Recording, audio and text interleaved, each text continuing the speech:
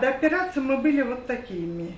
29 января 2018 года жизнь для семьи Тагировых разделилась на «до» и «после». Любимому внуку ставят диагноз – злокачественная опухоль головного мозга. Это фото сделано за день до операции. После началась борьба за жизнь.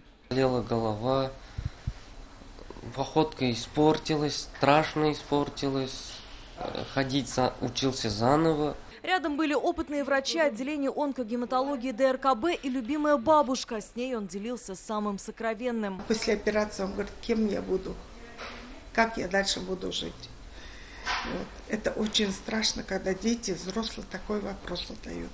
Я говорю, будем бороться, все будет нормально, будешь тем, кем ты хотел. Статистика неумолима. 120 случаев первичных злокачественных новообразований в год по Татарстану у детей. 7 человек из 10 выздоравливают. Операции на головном мозге делают опытнейшие нейрохирурги. И каждая из них уникальна. Очень трудно чисто визуально определить, где опухоль заканчивается, где начинается здоровая мозговая ткань. Поэтому это требует ювелирного искусства от нейрохирургов.